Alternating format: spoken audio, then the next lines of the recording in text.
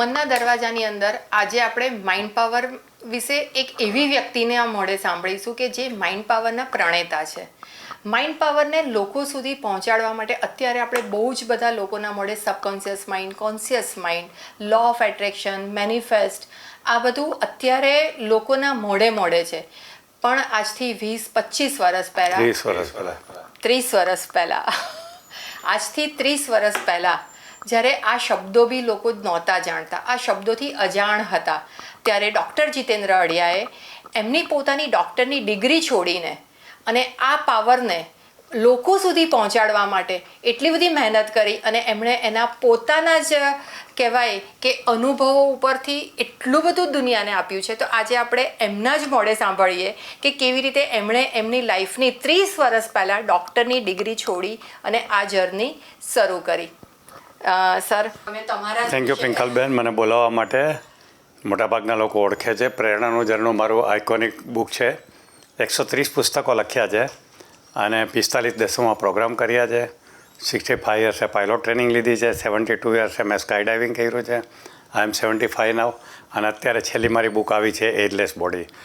આ મારી જર્ની રહી છે. અમદાવાદમાં રહું છું હું અને બસ મારું કામ છે વાંચવાનું, લખવાનું અને બોલવાનું, 3 કામ છે. અને હવે પોડકાસ્ટમાં બી બહુ હોઉં છું. આ મારી જર્ની રહી છે. આજથી 30 વર્ષ પહેલાં મેં મારી ટ્રેનિંગ જર્ની શરૂ કરેલી. પાલીતાણામાં હસ્તગીરી પર્વત ઉપર મારો પહેલો પ્રોગ્રામ હતો. યોગ બિરાદરીનો એક કેમ્પ હતો. આખા ઇન્ડિયામાંથી 200 યુવક યુવતીઓ આવેલા અને મેં પહેલી વખત આ પ્રોગ્રામ આપેલો, પાવર ઓફ સબકોન્શિયસ માઇન્ડ. ત્યારે લોકોને એટલો બધો ગમ્યો હતો, એટલા બધા ઇમ્પ્રેસ થયા હતા અને એ લોકોને એટલા બધા ફાયદા થયા કે મને એમ લાગ્યું કે આ કામ કરવા જેવું છે, બહુ સરસ છે. અને મેં નક્કી કરી લીધું કે મારે હવે લાખો કરોડો લોકોને આ શીખવવું છે. ધીમે ધીમે મારી જર્ની આગળ જતી રહી. ત્યારે તો હું મેડિકલ કોલેજમાં પ્રોફેસર હતો અમદાવાદની, પણ પછી મેં નોકરી છોડી દીધી અને હવે છેલ્લા 25 વર્ષથી તો હું ફૂલ ટાઈમ આ કામ કરું છું અને મજા આવે છે અને સારા મિત્રો મળે છે, ફરવા મળે છે, પૈસા તો મળે જ છે, બધું જ મળે છે, મજા આવે છે. અને મેં 2000થી વધુ ટ્રેનરો તૈયાર કર્યા છે. એમાંને એક તો આપની સામે બેઠા છે પિંકલબેન. તો મારી ઈચ્છા છે કે મારે ખૂબ બધા ટ્રેનરો તૈયાર કરવા કે જે લોકોને માઇન્ડ પાવર શીખવે અને લાઈફ કોચિંગ કરે. હા, પહેલી વાત તો એ છે કે પ્રોફેસર વિલિયમ જેમ્સ, જે અમેરિકાની હાર્વર્ડ યુનિવર્સિટીના સાયકોલોજીના પ્રોફેસર હતા, એમણે કહ્યું હતું કે દુનિયાના સફળમાં સફળ માણસે પણ મનની શક્તિનો 10%થી વધુ ક્યારેય ઉપયોગ નથી કર્યો. આ સેન્ટેન્સ મેં સાંભળ્યું ત્યારે મને એમ થયું કે આવું કેમ? ભગવાને બધાને 100% માઇન્ડ પાવર આપ્યો અને 10%થી વધુ કેમ નથી ઉપયોગ કરતા? પછી મને ખ્યાલ આવ્યો કે આનું કારણ ફક્ત અજ્ઞાનતા છે, મન વિશેની અજ્ઞાનતા. કોઈ જાણતું જ નહોતું. મેં શરૂ કર્યું એ પહેલાં તો કોઈ નહોતું જાણતું. ડૉક્ટરોએ નહોતા જાણતા, કારણ કે અમને મેડિકલ કોલેજમાં બ્રેઇન વિશે શીખવતા હતા, માઇન્ડ વિશે નહોતા શીખવતા. અને બેમાં બહુ મોટો ડિફરન્સ છે. એટલે કે કોઈને ખબર નહોતી કે આ માઇન્ડ શું છે. અને મેં શીખવવાનું ચાલુ કર્યું. મન ખરેખર આપણું એક સોફ્ટવેર છે અને બ્રેઇન એટલે કે મગજ છે એ હાર્ડવેર છે. આજકાલ બધા કમ્પ્યુટર જાણે છે, એટલે હાર્ડવેર અને સોફ્ટવેરની ભાષામાં બહુ ઇઝી છે. આજે તમે કીધું કે ડૉક્ટરો બી નહોતા જાણતા, તો એમાં એવું કહી શકાય કે એમનામાં બી એ અજ્ઞાનતા કહી શકાય, કારણ કે અજાણતા જ જો ડૉક્ટર સર્જરી પણ કોઈ પણ પેશન્ટની ત્યારે જ કરે છે કે એમને એ પ્રાણવાયુ ઉપર ભરોસો છે કે જે એ સ્ટીચીસ લેશે એ એની જાતે અંદર એને કુદરત હીલ કરશે. બીજું કે આપણે જો એક્સિડન્ટ બી થાય છે કે પગ બી ભાગે છે કે ફ્રેક્ચર થયું છે કે કંઈ પણ છે, તો ડૉક્ટરને એ આપણા પોતાની અંદરના પ્રાણવાયુ પર, જે સબકોન્શિયસ માઇન્ડ કહેવાય કે આપણા પોતાની અંદરની એક શક્તિ છે, એના ઉપર પૂરો ભરોસો છે. ત્યારે પ્લાસ્ટર કરીને આપણને ઘરે મોકલી દે છે. એટલે એવું તો કહી જ શકાય કે ડૉક્ટરોને નોલેજ પૂરેપૂરું કદાચ એ રીતે, પણ કશેક આ પ્રાણશક્તિ અજાણતા બી દરેક વ્યક્તિની અંદર જીજીવિષા જે કહેવાય અથવા તો હીલ થવાની જે પ્રાણ કહેવાય, એ સબકોન્શિયસ માઇન્ડ આપણે કહી શકીએ કે અલગ. અને જો હિલિંગનો પાવર તો આપણા અર્ધજાગ્રત મન એટલે કે સબકોન્શિયસ માઇન્ડ પાસે જ છે. જાણ્યા અજાણ્યા બધા વાપરતા હોય છે, પણ જે લોકો જાણીને વાપરે છે એને સારું રિઝલ્ટ મળે છે. અજાણ્યા વાપરે છે એને ક્યારેક સારું રિઝલ્ટ મળે છે, ક્યારેક ખરાબ રિઝલ્ટ મળે છે. એટલા માટે દરેકે જાણી લેવું જરૂરી છે કે સબકોન્શિયસ માઇન્ડ એટલે કે અર્ધજાગ્રત મનની શક્તિનો કેવી રીતે ઉપયોગ કરવો, જે અમને ઓફિશિયલી કોઈ શીખવતું નથી. એટલે આજે આપણે ઓફિશિયલી શીખવી દઈએ. આજે બધાને ઓફિશિયલી આજે આપણે ઓફિશિયલી શીખવી દઈએ કે કેવી રીતે આ પાવરનો ઉપયોગ. યસ, તો આ સોફ્ટવેર છે જેને આપણે મન કહીએ છીએ, એવા બે છે, જાગ્રત મન, અર્ધજાગ્રત મન. એટલે કે કોન્શિયસ માઇન્ડ અને સબકોન્શિયસ માઇન્ડ. આ બંનેમાં શું ડિફરન્સ છે? સૌથી મોટો ડિફરન્સ એ છે કે જાગ્રત મન પાસે ખાલી 10% શક્તિ છે અર્ધજાગ્રત મન પાસે 90% શક્તિ છે. આપણે અર્ધજાગ્રત મન વિશે બહુ જ અજાણ છીએ, ખાલી 10% શક્તિને જ ઓળખીએ છીએ અને 10%નો 10% ઉપયોગ કરીએ છીએ. એટલે ટોટલ માઇન્ડ પાવરનો 1% ઉપયોગ કરીએ છીએ તોય કેટલી બધી પ્રગતિ કરીએ છીએ. તો તમે વિચારો કે 10, 20, 30% વાપરીએ તો કેટલી પ્રગતિ થાય. અને મારો ગોલ એ જ છે કે મેક્સિમમ લોકો એની મનની શક્તિઓના પાવરને ઓળખે અને એનો ઉપયોગ કરે અને એને કારણે જીવનમાં સફળતા મળે, સુખી થાય, બધું જ મળે. તો એના માટે હું પ્રયત્ન કરતો રહું છું અને ચોપડીઓ લખી જ આટલી બધી મેં. સબકોન્શિયસ માઇન્ડનું કામ લેવા માટે ક્રિસ્ટલ ક્લિયર થવું બી એટલું જ જરૂરી છે. ક્રિસ્ટલ ક્લિયરની સાથે બિલીફો પણ ચેન્જ કરવી જરૂરી છે.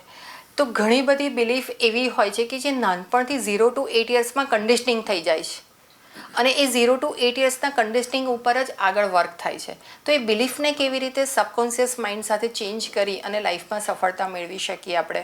પહેલી વાત તો એ છે કે બિલીફ એટલે શું, જેને આપણે ગુજરાતીમાં માન્યતા કહે છે. માન્યતા એટલે કે કોઈ વિચાર આપણી અંદર દૃઢ થઈ જાય કે આમ જ હોય એટલે આપણી માન્યતા બની જાય. એટલે આવી ઘણી બધી માન્યતા સાથે જીવતા હોય છે. જે રીતે વેજ ખાવું કે નોનવેજ ખાવું એ માન્યતા છે. દુનિયાના 90% લોકો નોનવેજ ખાય છે, 10% લોકો છે કે જે પેલું ખાય છે. હવે અમે બેમાંથી કોઈના સાચા?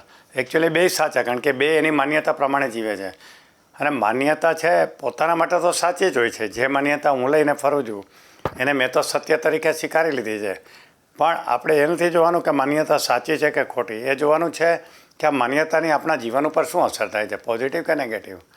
ઘણી એવી માન્યતા હોય કે જે પોઝિટિવ અસર કરે, જેને ઇંગ્લિશમાં એમ્પાવરિંગ બિલીફ અથવા શક્તિવર્ધક માન્યતા કહેવાય. અમુક માન્યતા એવી હોય કે જે આપણને નુકસાન કરે, એને શક્તિઘાતક માન્યતા કહેવાય. દાખલા તરીકે આઈ એમ ગુડ ફોર નથિંગ, મારામાં કોઈ આવડત નથી, એવી માન્યતા લઈને માણસ ફરતો હોય તો એને જિંદગીમાં નુકસાન થવાનું છે. કારણ કે એને કારણે કોઈ સાચા ડિસિઝન નહીં લઈ શકે અને કોઈ એક્શન નહીં લઈ શકે, એટલે નિષ્ફળ થશે. એટલે ખરેખર આ માન્યતાને સમજવા જેવી છે. મારો એ પણ એક પ્રોગ્રામ આવી રહ્યો છે, આખો માન્યતા ઉપર પુસ્તક બી આવી રહ્યું છે ને એ બી આવી રહ્યું છે. એટલે આ માન્યતા ઉપર નિર્ણય શક્તિ બી અગત્યની હોય છે. નિર્ણય લેવામાં માન્યતા નામના ફિલ્ટરમાંથી પાસ થતા જ હોય છે. નિર્ણય લેવા માટે માન્યતાના ફિલ્ટરમાંથી પાસ થવું પડશે. દાખલા તરીકે તમે કહેશો કે ડૉક્ટર અડી આપણે સાથે મળીને કંપની ખોલીએ, બરાબર છે? તો મારે નિર્ણય લેવાનો છે કે મારે તમારી સાથે કંપની ખોલવી કે નહીં. તો નિર્ણય લેવામાં શું કરીશ? મારી માન્યતાને પૂછી કે કોઈની સાથે પાર્ટનરશિપ કરાય કે ન કરાય. અને જો માન્યતા કહે છે કે ના કરાય તો હું ના પાડી દઈશ. એ કહે છે ના કરાય, એમાં ફાયદો થાય તો હું આ પાડી દઈશ. પણ એ માન્યતા બી એ કડવા કે મીઠા અનુભવ ઉપરથી જ બની હશે. માન્યતા બધી અનુભવો ઉપર જ થતી હોય છે. તો એ માન્યતાની કિંમત તો આપણે ચૂકવવી જ પડતી હોય છે ને. એટલા માટે જ આ માન્યતાની જેલ તોડવી પડે. માન્યતાની નામની જેલ છે, જો દુનિયામાં સૌથી મજબૂતમાં મજબૂત જેલ હોય ને તો એ આપણી માન્યતાની જેલ છે. અને એ આપણે જ બનાવી હોય છે. આપણે જ કેદીએ છીએ, આપણે જ એના જજ છીએ અને આપણે જ એના જેલર છીએ. અને તાળું બી બહારથી આપણે મારેલું છે અને ચાવી આપણે ફેંકી દીધી છે.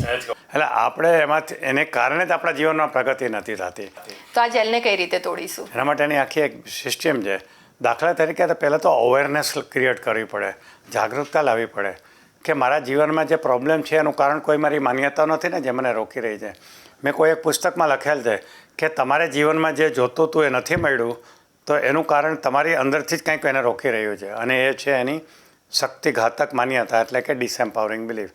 તો આપણે જેમાં નિષ્ફળ વારે વારે જાય છીએ તો એ આપણી માન્યતા રોકતી હોય છે. તો પહેલાં શોધવી પડે કઈ માન્યતાને કારણે હું વારે વારે ફેલ થાઉં. તો જે મારું એક સેન્ટેન્સ માન્યતા ઉપર બી એક છે કે બહારની દુનિયાને સમજવા કરતાં આપણી અંદરની દુનિયાને સમજવી બહુ જરૂરી છે.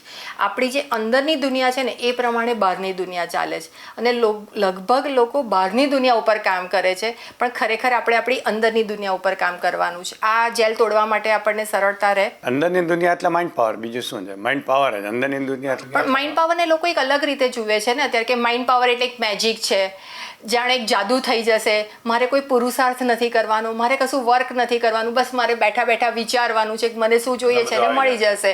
અને જે મળતું નથી નિષ્ફળતા તરફ જાય છે, એના લીધે ડિપ્રેશન વધે છે. પણ ખરેખર માઇન્ડ પાવરને લોકો સમજતા જ નથી. એટલે તો આપણે મહેનત કરીએ છીએ આટલી બધી. આ મનના દરવાજા એટલા માટે ચાલુ કરી કે લોકો મનને વધારે સારી રીતે સમજી અને મનની અંદરની જેલમાંથી બહાર નીકળી છે. માન્યતાની જેલમાંથી બહાર આવે બહુ જરૂરી છે. અને મારી હતી એક જમાનામાં માન્યતા, મને એક જ્યોતિષે ઘુસાડી દીધી હતી.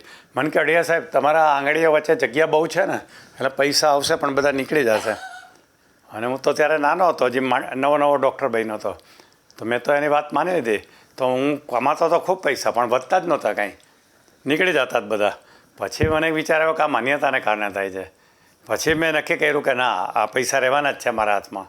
તો જેવું મેં માન્યતા ચેન્જ કરી એટલે મારા ઘર પૈસા વધવા માંડ્યા, મારા બેંક બેલેન્સ વધવા માંડ્યું, બધું વધવા. ઘણા લોકો સફળતા ઉપર નથી જઈ શકતા, તો એ પણ એમની એક માન્યતા છે કે હું કેટલું બી હાર્ડવર્ક કરી મને સફળતા નહીં મળે. સફળતા નહીં મળે, આ એક માન્યતા એ થઈ. જૂના અનુભવોથી થાય. જૂના 2-4 કંઈક કામ એવા કર્યા હોય, એમાં નિષ્ફળતા મળી ગઈ હોય એટલે માન્યતા બની જાય કે હું જે કરું એમાં નિષ્ફળતા હોઉં છું. પછી એ માન્યતા જેને રોકે રાખે, ગમે એટલી મહેનત કરે તો રોકે રાખે. ઘણી બધી વખત માન્યતા એ રીતે પણ બનતી હોય છે ને કે અનુભવ કરતાં વિઝ્યુઅલ જે જોયું છે, કે ઘણી વખત એવું હોય છે કે ઘરમાં નાનપણમાં જોયું છે કે ભાઈ મારા ફાધરે બિઝનેસ કર્યો અને બહુ મોટો લોસ ગયો અને જેના લીધે ફેમિલી સફર થયું. તો એ બાળકની એક માન્યતા બની જશે કે ગમે તે થાય મારે બિઝનેસ નથી કરવાનો, જો હું બિઝનેસ કરીશ તો મારું ફેમિલી સફર થશે. અને એ હંમેશા હાર્ડવર્ક કરે છે અને નોકરી કરે છે. તો આ બી મારી સાથે બનેલું છે.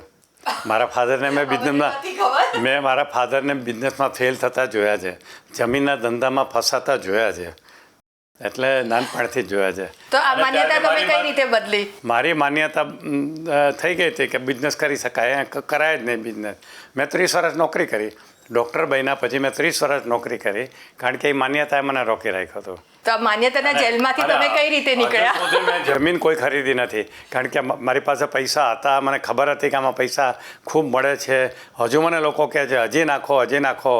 મને એ બી ખબર છે કે દુનિયાના બધા અબજોપતિઓ જમીનમાંથી જ કમાણા છે, પણ છતાં બી હજી મારી માન્યતા છે ને મેં હજી સુધી જમીનમાં રોકાણ નથી કર્યું, કારણ કે મારા ફાધરને મેં એમાં બહુ જ દુઃખી થતા જોયા છે. એટલે સજ્જડ બેસી ગઈ છે ને, અને મને હવે જરૂર બી નથી લાગતી. મારે એવું કાંઈ હવે એટલા બધા મલ્ટીપ્લાય કરવાની ઈચ્છા નથી થતી. પણ અમારા જીવનમાં બનેલ છે. મારા ફાધરે મારી સામે મારી અવેરનેસમાં 10 ધંધા બદલ્યા હતા. 10 ટાઈપ્સ ઓફ બિઝનેસ મેં એમના જોયા છે, બદલતા ને દરેકમાં નિષ્ફળતા જોઈએ છે. ક્યારેય આપણે કહીએ ને 2 પાંદડે થયા જ નથી એવું તો. અમારે ઘરનું ઘર બી નહોતું, ભાડાના ઘરમાં જ અમારી જિંદગી ગઈ હતી ત્યારે. એટલે આ માન્યતા બની ગઈ હતી. ઘણી બધી વખત એવું બી હોય ને કે માન્યતા સારી કે ખરાબ નથી હોતી. આપણે આપણા પોતાની અંદરની દુનિયા પર કામ કરવું છે કે આ માન્યતા મારા ગ્રોથ માટે અડચણરૂપ છે. એ શક્તિવર્ધક કે શક્તિઘાતક, કે એમ્પાવરિંગ કે ડિસએમ્પાવરિંગ. કારણ કે જ્યારે આપણને ખબર પડી જાય છે કે મારી અંદરની આ માન્યતા છે, તો આપણે કશેક ને કશેક એ માન્યતા ઉપર કામ કરવું કે ના કરવું એ ચોઈસ થઈ જાય છે. પણ વીકનેસ એ બી એક સ્ટ્રેન્થ છે. ઘણા બધા લોકોને પોતાની વીકનેસ જ નથી ખબર, એટલે કે માન્યતાઓ કઈ છે એ ખબર જ નથી. જો આપણને આપણી એવી માન્યતા કે હું આ માન્યતાના જેલમાં બંધાયેલી છું, આ એ જેલ ખબર પડી જાય તો આપણે જેલમાંથી બહાર નીકળવું છે કે નથી નીકળવું એ ચોઈસ છે. પણ લોકો અવેર જ નથી, લોકોને ખબર નથી કે જેલમાં જીવે છે. આ બી બહુ હકીકત છે. હું તો મારા પ્રોગ્રામમાં લોકોને પૂછું, તમે કોઈ જેલમાં ગયા છો? એટલે બધા ચમકી જાય કે આવું કેમ પૂછે છે. હું કહું ચમકી ગયા ને, પણ હું તમને એનાથી વધારે ચમકાવું. જેલમાં જવાની વાત રહેવા દો, તમે જેલમાં જ જીવો છો, તમે જેલમાં જ રહ્યો છો. કઈ જેલની વાત કરો છો? તમે કે આપણે બધાને, ઓડિયન્સને હું કહેતો બધા દરેક વ્યક્તિ, હું એકલી નહીં, આપણે બી. એટલે મેં કીધું કે આ હું તિહાર જેલની કે સાબરમતી જેલની વાત નથી કરતો. હું વાત કરું છું માન્યતાની જેલ, જે તમે બનાવેલી છે, જેમાં કેદી તમે છો, જજ તમે છો, જેલર તમે છો, બધા જ તમે છો. આ ભ્રમ અને હકીકત જેવો ફરક. એટલે એ ના તૂટે ને ત્યાં સુધી જીવનમાં મોટો બ્રેક થ્રુ થતું નથી. મેં ઘણી બધી માન્યતાઓ બદલી છે, મારી બહુ જ બધી માન્યતાઓ બદલી. પણ દરેક સફળ વ્યક્તિ સમયે માન્યતા બદલે છે અને બદલવી જ જોઈએ. કદાચ જે માન્યતા 5 વર્ષ પહેલાં સાચી હતી, એવું નથી કે માન્યતા એ વખતે ખોટી હતી, પણ સમય બદલાય છે એ પ્રમાણે જેલ પણ માન્યતાઓની બદલવી જોઈએ. અને જે લોકો બદલે છે ને એ જ લોકો સફળતા તરફ જઈ શકે છે. ગાંધીજીનો એક્ઝામ્પલ છે. સત્યના પ્રયોગો શું છે ને? ગાંધીજીની આત્મકથાનું નામ છે સત્યના પ્રયોગો. શેના ઉપર એને પ્રયોગ કર્યા? પોતાની માન્યતા ઉપર.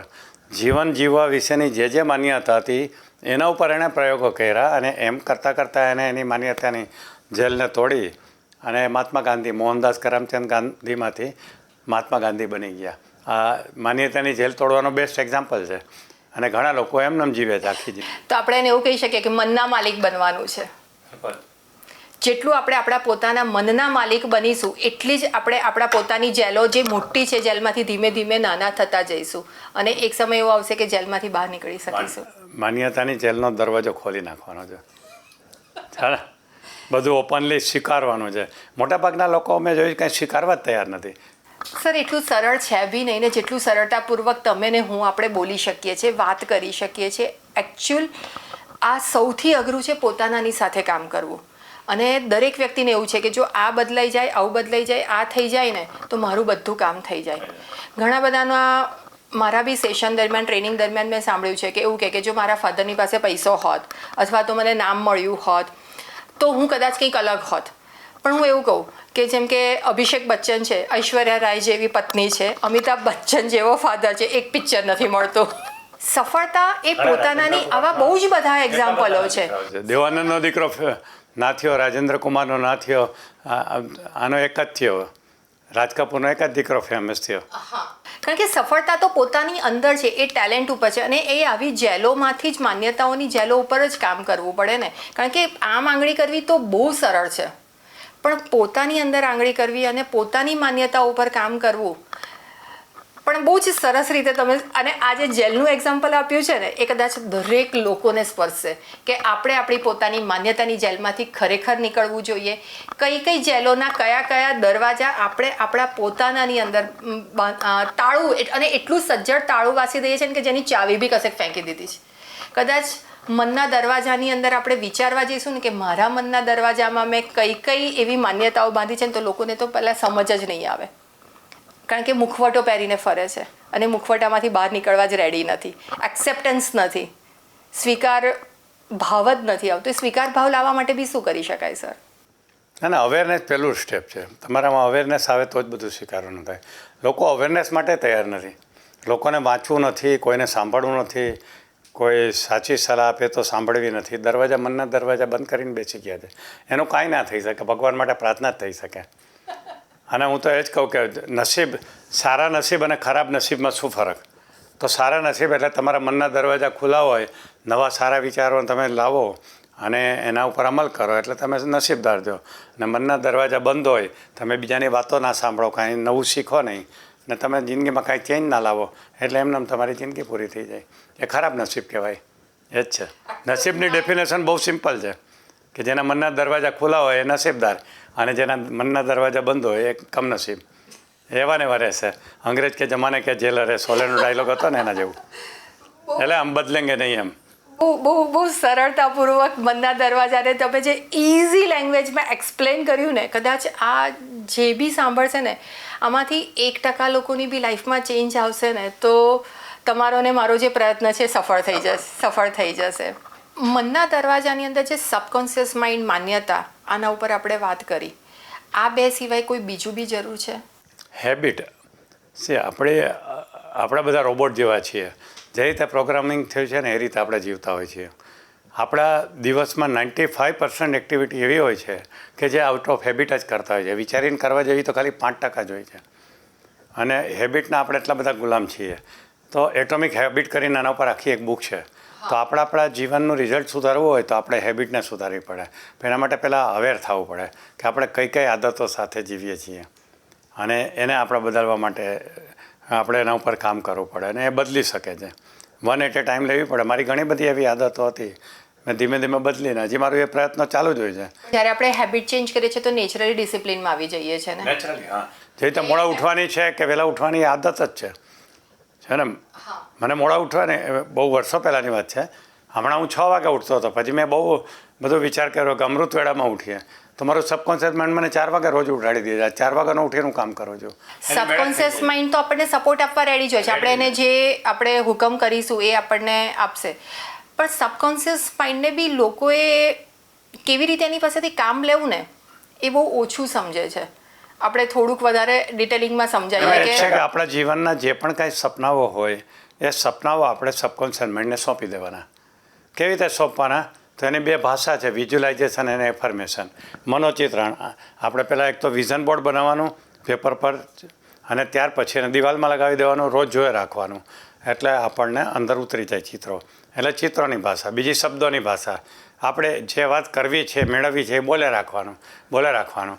આ મારી નવી બુક છે એન્ડલેસ બોડી. તો હું રોજ દિવસમાં 10 વાર બોલું છું કે હું આવતા વર્ષમાં 1 મિલિયન કોપી વેચવાનો છું, હું 1 મિલિયન કોપી વેચવાનો છું. મને ખબર નથી વેચાશે કે નહીં, પણ હું બોલવાનું ચાલુ કર્યું છે. એફર્મેશન. બહારના લોકો સાંભળે ને ભૂલી જાય એનો વાંધો નહીં. મારું સબકોન્શિયસ માઇન્ડ ભૂલતું નથી. એ મને 1 મિલિયન કોપી વેચાવી દેશે. ઓપોર્ચ્યુનિટી લઈને આવશે. એ મારા માટે પ્લાનિંગ કરી રહ્યો છે. ઓપોર્ચ્યુનિટી ક્રિએટ કરશે અને મને હિન્ટ આપશે કે આ કર અને થશે. મારા ભાઈ એજલેસ બોડી ઉપરના જ રાજકોટમાં, અમદાવાદમાં, મુંબઈમાં સબકોન્શિયસ માઇન્ડ જ્યારે આપણને એક ઓપોર્ચ્યુનિટી આપે છે ત્યારે કોન્શિયસ માઇન્ડે એ અવેર ઓળખવાની રહીને અને એના ઉપર ડિસિઝન લેવાનું ને એક્શન લેવાનું. એટલે સિક્વન્સ એવી છે કે તમે સબકોન્શિયસ માઇન્ડને ગોલ આપી દો એટલે એ પ્લાનિંગ કરે, તમારા માટે તક ઊભી કરે અને પછી તમને હિન્ટ આપે કે જો આ તક છે તું ઝડપ આ માણસને મળ અથવા આની સાથે ધંધો કર, તારું ગોલ પૂરો થશે. પછી કોન્શિયસ માઇન્ડનો રોલ ચાલુ થાય, એને ઓળખવાની, એના ઉપર નિર્ણય લેવાનો, એના ઉપર એક્શન લેવાનું, આવી રીતે આખું ચાલે છે. અને એફર્મેશન આપવાનું કામ બી પહેલાં કોન્શિયસ માઇન્ડથી લોજિકથી કરવું પડશે ને કે રિયાલિટીના પ્લાનિંગ કયા છે, સપના કયા છે. લોજિક ગોલ માઇન્ડથી સેટિંગ આપણો કોન્શિયસ માઇન્ડથી જ થાય. ગોલ સેટિંગ લોજિક માઇન્ડથી કરવું પડશે. સબકોન્શિયસ માઇન્ડને કામ સોંપવું પડશે. સબકોન્શિયસ માઇન્ડ કામ લઈને આપશે, લોજિક માઇન્ડથી એને એક્સેપ્ટ કરવું પડશે અને એના ઉપર ડિસિપ્લિનથી, હેબિટ દ્વારા એને આપણે સફળતાપૂર્વક, બહુ સરળ ભાષામાં આ રીતે કહી શકાય કે સક્સેસ થઈ શકાય. આ સક્સેસનો કોડ આપી શકાય ને. આખું સર્કલ જ છે. આ સર્કલ સમજી લે ને. મોટાભાગના લોકો શું કરે, ગોલ સેટ કરે, જે જાગૃત મનથી થાય, તરત ડિસિઝન લઈ લે અને તરત એક્શન લે. એટલે સબકોન્શિયસ માઇન્ડને ટાઈમ જ નથી આપતા. લોજિકલ ટાઈમ આપવો પડે. ના, પછી ટાઈમ આપતા જ નથી અને ખબર જ નથી કે મારે સબકોન્શિયસ માઇન્ડને થોડો સમય આપવો પડે. કારણ કે મોટાભાગના લોકોને સબકોન્શિયસ માઇન્ડ ખબર જ નથી. હું જર્મન યુનિવર્સિટીમાં પ્રોગ્રામ આપવા ગયો હતો તો ત્યાંના પ્રોફેસરોને મેં પહેલો સવાલ પૂછ્યો ને સ્ટુટગાર્ટમાં જ્યાં મર્સિડીઝ BMW ઓડીનું હેડક્વાર્ટર છે ત્યાં મેં પૂછ્યું, how many of you know about the power of subconscious mind, rays your hand. એક પણ જણાએ હાથ ઉપર નહોતો કર્યો. એક પણ સ્ટુટગાર્ટ યુનિવર્સિટીનો પ્રોફેસરે સબકોન્શિયસ માઇન્ડ વર્ડ નહોતો સાંભળ્યો. મારો મેનેટનમાં ન્યુયોર્કમાં પ્રોગ્રામ હતો, બધા ડૉક્ટરો રિટાયર્ડ, જેની આખી જિંદગી મેનેટનમાં ગઈ છે. ત્યાં બી મેં આ જ સવાલ પૂછ્યો કે કેટલાને ખબર છે હાથ ઉપર કરો સબકોન્શિયસ માઇન્ડ, કોઈ હાથ ઉપર નહોતો કર્યો. હું મારી દરેક ટ્રેનિંગમાં પૂછું ને કે માઇન્ડ ક્યાં છે તો આને જ કહે છે. ત્યારે હું કહું કે આ બ્રેઇન છે, આ બોડીનું એક ઓર્ગન છે. આ માઇન્ડ કન્ફ્યુઝ છે લોકો, માઇન્ડ અને બ્રેઇનમાં બહુ જ કન્ફ્યુઝ છે. એ પહેલાં કોઈને ખબર નથી કે બેમાં ફરક શું છે. સિમ્પલ હાર્ડવેર સોફ્ટવેર સમજી શકો તમે. અને શરીરની સાથે બી કામ કેવી રીતે લેવાનું છે. શરીર હેલ્ધી હશે, મસલ્સ હેલ્ધી હશે. આજે મારા શરીરમાં જ એનર્જી નહીં હોય, તાવ હશે, શરદી હશે તો મારું માઇન્ડ કામ નથી કરવાનું. બ્રેઇન મને લોજિક માઇન્ડ સપોર્ટ નથી આપવાનું. કેવી રીતે શરીરને હેલ્ધી રાખવું, કેવી રીતે મનને હેલ્ધી રાખવું, કેવી રીતે બ્રેઇન જોડેથી કામ લેવું, લોજિક માઇન્ડ ક્યારે વાપરવું, સબકોન્શિયસ માઇન્ડ ક્યારે વાપરવું, આ અવેરનેસ લોકોની પાસે બહુ જ ઓછી છે. અને પેલું કહેવાય ને, અધૂરો ઘડો છલકાય વધારે. રીલ જોશે, થોડું ઘણું નોલેજ લેશે અને એમ વિચારશે, પણ નોલેજ એ પાવર છે જ નહીં. Applied knowledge is apply knowledge power અને એક્સપિરિયન્સથી અને એક રૂટીન હેબિટથી જ આવે છે. પણ લોકોને એટલો ફાસ્ટ આમ શોર્ટકટ વાપરવો છે કે ક્યારે હું આમ લોજિકલ સમય બી નથી આપવો ને ક્યારે હું રનવે ઉપર દોડી જાઉં. ના થાય એવી રીતે. આજના બી પ્લાન કરવા પડે, 5 વર્ષના પણ પ્લાન આપવા પડે અને સબકોન્શિયસ માઇન્ડને 20 વર્ષના પણ પ્લાન આપવા પડે. એ પ્લાનિંગ બી લોજિક માઇન્ડથી લોકો સમજવા જ રેડી નથી. અને ગોલ સેટિંગની સર તમે વાત કરીને તો ગોલ સેટિંગમાં બી એવું છે કે લોકોના ગોલ જ નથી. જે આપણે નાના હતા ત્યારે ગેમ રમતા હતા ને, ગોળ ગોળ ગોળ ગોળ, કે ભાઈ આ વચ્ચે પોઈન્ટ જાય ને તો સાચું કહેવાય. પણ અત્યારે શું કરે છે ખબર છે કે લોકો આમ એ કરી દે છે અને પછી જ્યાં આવ્યું ને આ મારો ગોલ. આ બહુ જ ગોલ સેટિંગ ક્લિયર જ કોઈને ખબર જ નથી કે ગોલ છે, ગોલ હોવો જોઈએ, શું કામ, ને હોતો જ નથી મોટાભાગના લોકોને. મેં પૂછ્યું જ ને. મનના દરવાજામાં આજે આપણે જોયું કે ગોલ સેટિંગ કેવી રીતે થાય, સબકોન્શિયસ માઇન્ડ શું છે, કોન્શિયસ માઇન્ડ શું છે, કેવી રીતે આપણે આપણા પોતાના મનની જ જેલમાં પૂરાયેલા છે. આપણી માન્યતાઓ કેવી રીતે આપણે તોડતા નથી અથવા તો માન્યતાને સમજવી જોઈએ. કેવી રીતે લોજિક માઇન્ડ વાપરવું, સબકોન્શિયસ માઇન્ડ વાપરવું, માન્યતાઓ બદલવી અને સફળતા તરફ જવું. આવી જ રીતે અવનવા મનના દરવાજાની અંદર આપણે જોતા રહીશું મંતવ્ય ન્યૂઝ ઉપર. કેવી રીતે આપણે પોતાનો જ ગ્રોથ કરી શકીએ. યુટ્યુબ ઉપર તમે અમને જોઈ શકો છો, મેલ દ્વારા તમે અમને મેસેજ કરી શકો છો. નવા આવા ડૉક્ટર જીતેન્દ્ર અઢિયા સરના અથવા તો બીજા કોઈના બી તમારે કોઈ પણ કમેન્ટ્સ હોય તો એમાં મોકલી શકો છો. અને આ એક સરસ મજાની બુક છે એજલેસ બોડી, એ પણ તમે વાંચી શકો છો. મંતવ્ય સાથે અમારી જોડે જોડાતા રહો.